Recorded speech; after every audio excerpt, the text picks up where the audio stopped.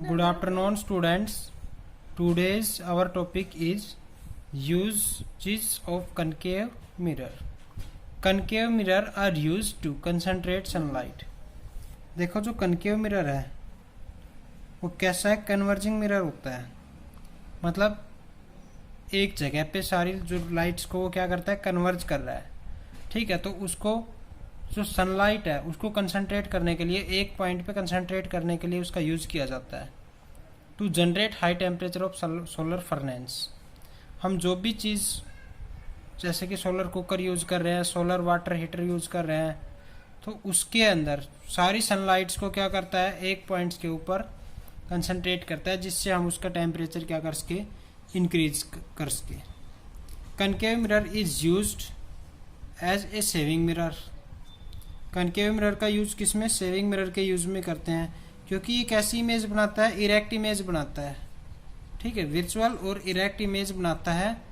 और कहाँ पे, जब हम फेस को पोल एंड फोकस के बीच में रखते हैं, मतलब नज़दीक रखते हैं, तो कैसी मिरर इमेज बनाता है ये, विजुअल और इरेक्ट, जो कि हाई मैग्नीफाइड होती है। Next, concave mirror are used as reflector in torch. Torch के अंदर हम इसका यूज करते हैं, किसमें, रिफ्लेक्टर के यूज में।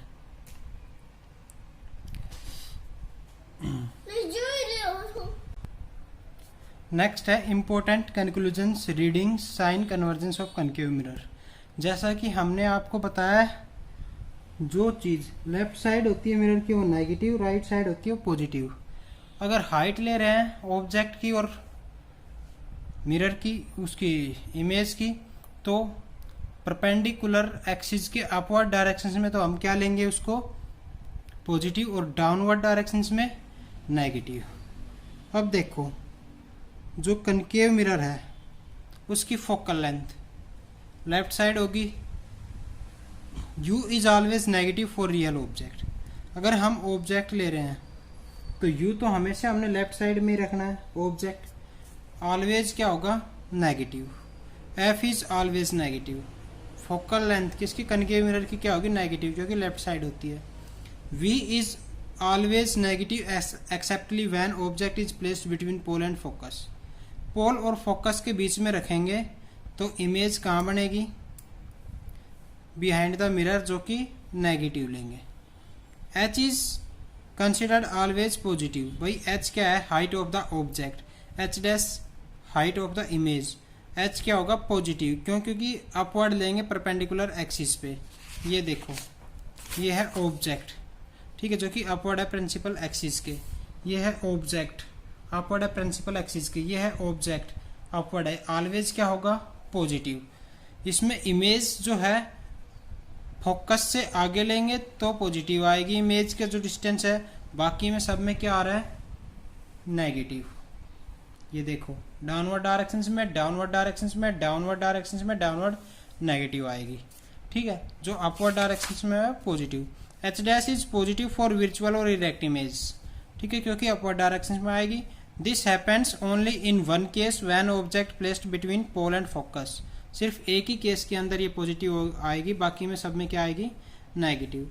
नेक्स्ट है magnification power is positive for visual और erect image and negative for real inverted image. एक केस में पॉजिटिव, बाकी में क्या आएगी, negative magnification power.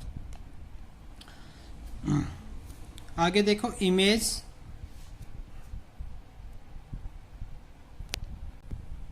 visualizations.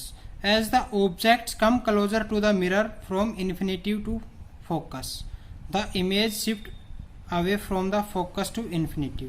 The size goes on increase. It is always real or inverted. It can be taken on screen. Only in one case, when the object between pole and focus, the image from behind the mirror. भाई infinity से focus तक अगर हम object को रखते हैं तो image कैसी बनेगी, रियल और इन्वर्टेड।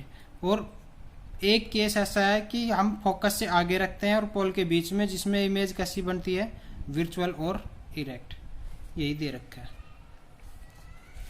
ये हमारे पास जितनी भी 6 की 6 जो पोजीशंस है ऑब्जेक्ट की, पोजीशंस है इमेज की, size of image, nature of image.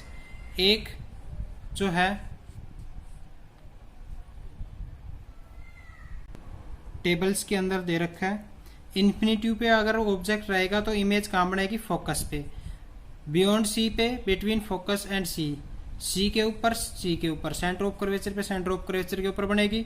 Beyond C and F, C और एफ के बीच में रखेंगे तो between C and F, centre of curvature और फोकस के बीच में रखेंगे तो beyond C, centre of curvature के पीछे बनेगी। एट द फोकस पे रखेंगे तो इन्फिनेटिव पे। ऑब्जेक्ट को पोल और फोकस के बीच में रखेंगे तो बिहाइंड द मिरर। ये सारी क्या दे रखी है, साइज ऑफ इमेज, ये नेचर ऑफ इमेज। सिर्फ इसमें क्या बनेगी, वर्चुअल और डायरेक्ट, सब में रियल और इन्वर्टेड। तो ये हमने लर्न करना है, पूरी की पूरी टेबल हमें याद होनी चाहिए। Thank you.